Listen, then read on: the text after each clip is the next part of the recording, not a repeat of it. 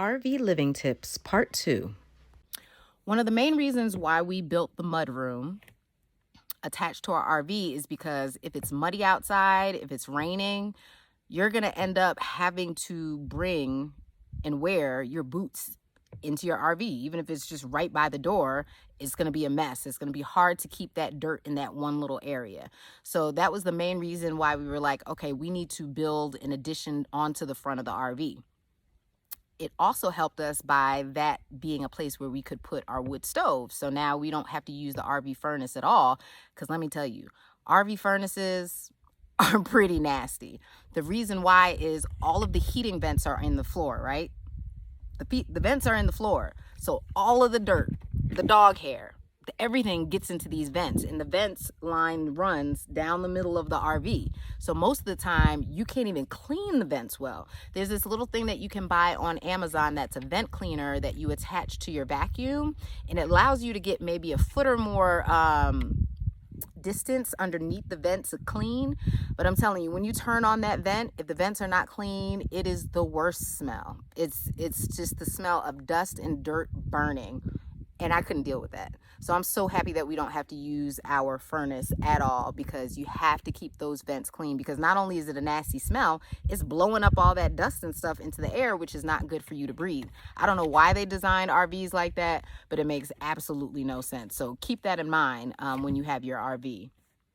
The next part is, if you're going to be in an environment that gets even moderately cold in the winter, you're going to have to winterize your RV. And there's many ways you can go about it, but the main one is skirting your RV.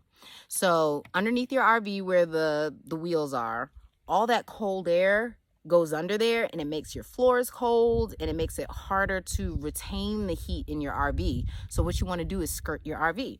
There's many ways that people do this. You can do temporary skirting, which is fine if you're moving around. But if you're not moving around, you want to do some real deal permanent skirting. What my husband did is he built a frame basically along the bottom of the RV with squares. Then what I did was I took 2-inch insulating foam board and stuck it into those squares. And then on the edges of all of that, we use spray foam to make sure that there are no holes. And then just for aesthetic purposes, later on, we put siding on it so that, you know, it just wasn't shiny silver foam board that you could see from miles away. And it really, really, really makes a huge difference in keeping your floors warm and keeping your RV warm just in general. Another thing that you're going to want to do, you have to treat your windows. Most RVs come with these really weird blinds or window coverings that don't keep the cold air out. So when it gets really cold, those windows are going to allow for a lot of coldness to be coming into the RV. So there's different ways you can do it. The first year we took clear shower curtains, cut it to the size of the RV, and taped it onto the outside of the window, which did help. It definitely did help. But last year we didn't do that at all, and we just had thick curtains that we basically we lined around the window with Velcro, and then put the Velcro on the fabric so that the window was completely closed off with no way for the air to come in, and that really helps. But we also have the wood stove, which makes it extra hot in the RV. So with the window coverings, the skirting, the mudroom, and the wood stove, we stay really, really warm. One thing that I didn't think about until this year actually was underneath your RV, you're going to have all kinds of like little doors, things that you can open that gives you extra outside storage. You want to make sure that you line the inside of that with foam board, and you want to close off those doors so that no wind is getting in the seams, because most of those little door openings are underneath like our bunkhouse bed or underneath our bed. So recently I was feeling like there was a lot of cold air coming up from under our mattress, and it's because that whole space is an open space that you can get to from the outside. But the other day I finally lined it with foam board and closed off the crevices to those doors, and it's been feeling warmer at night. So you want to make sure that you have as much insulation as possible around your RV to stay warm in the wintertime. So one of the sometimes downside of RV living is a funky toilet. So the toilets are very different. Basically, it has a little lever in there, right? And when you flush the toilet, it opens and everything goes down into the tank and then eventually into your septic system.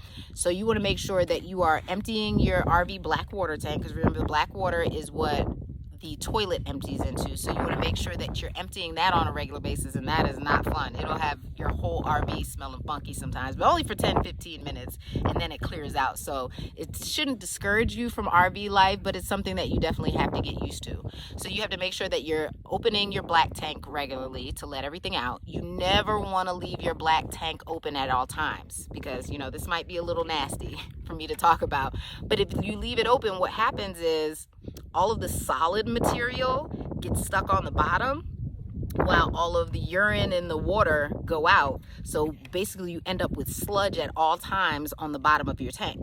So you want to make sure that you're leaving your black tank closed, you're flushing with enough water. If you have little kids, you want to make sure they're not throwing a bunch of toilet paper in there, and you want to make sure you have septic safe toilet paper. But you want to make sure that you're keeping it closed until it gets to a certain level so that everything's mixing, and then you open it and let it go into your septic system. They also have tablets like Happy Camper and stuff that you want to put into your septic system, into your black water tank, to make sure that it just doesn't get too funky. And there are also attachments to the hose at the bottom where you can spray water back into it. Occasionally what we also do is we will take the hose, run it inside the house and to the toilet to fill up the tank, to make sure it all gets diluted, and then open it again to make sure everything goes out. A trick that we learned when you're traveling to help clean out your tank is before you start traveling, you put a couple of bags of ice down your toilet. So then when the camper is shaking and it's moving, it's jostling and everything up, and it's cleaning out your black tank, all the sludge and everything from the bottom. But once you're stable, you don't have that option.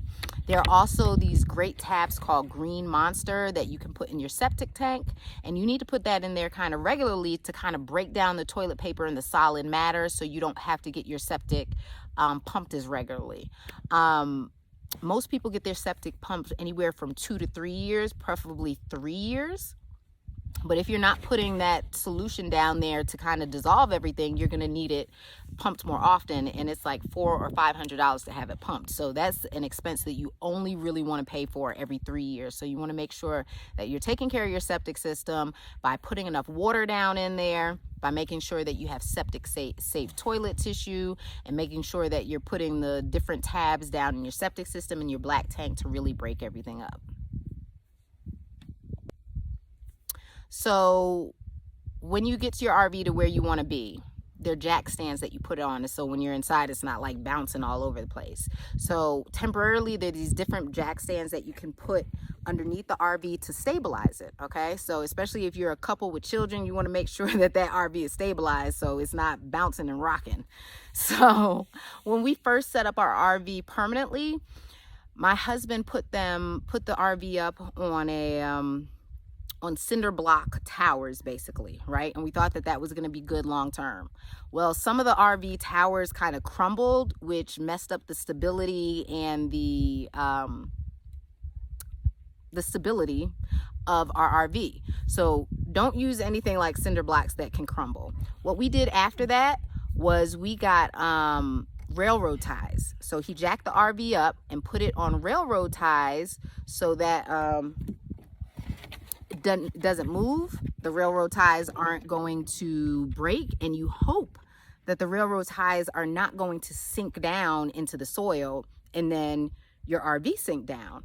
So the reason why that's so important for us is because we have this whole mudroom attached. So we can't have the RV sinking down, because then it just messes up the seal of our mudroom, which we ended up having to reseal this year with foam spray to make sure that there's no leaks and that we're making the most of our heat.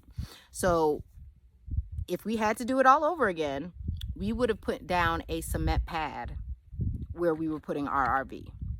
Okay, so that would have made it just so there's absolutely no sinking or settling, but that's a very big expense. Concrete is expensive, and where we are, it's not even easy to get somebody to come out and lay the concrete. So you make do with what you have, but if you are going to be putting it on the ground and you're going to be in a humid climate, you want to make sure under the RV you put a tarp as a moisture barrier, because you don't want that humidity coming from underneath the RV and getting into your RV. So if you're going to have it on the ground, not on a cement slab, and you're in a humid area, make sure that you put a moisture barrier down on the ground underneath the RV. So I've talked about it before that propane is very expensive, right? So you want to try to limit the amount of propane you're using. Our first winter, when we didn't have the wood stove, we had a propane water heater, and we were spending $300 a month on propane. That is just a ridiculous bill that you don't want to have. So what we did was we switched out our propane water heater for an electric water heater, which makes more sense because we have solar. So basically our free energy is powering our hot water. So now that we have the electric hot water heater and we have the wood stove, our propane bill, I mean, one tank of 120 gallons of propane before was lasting us a month, and now is lasting us over 6 months. So that's great savings. You want to try your best to do that. So sometimes RVs can seem unstable, especially with high winds. So if you're in an area with high winds, figure out what direction the wind usually comes from. And whatever direction that is, you want to have either your tail or the front of the RV facing it so the wind is hitting it and it's not going to rock. If you have your RV face like this and the wind is hitting it this way, it's going to rock like that. It's going to be very uncomfortable. It's going to feel scary in storms and wind. So make sure you always have your butt or the front of the RV towards the direction of the wind, and that will make you feel so much better. So those are my RV living tips. Hope you enjoyed it. Let me know if you have any comments, suggestions, or opinions below.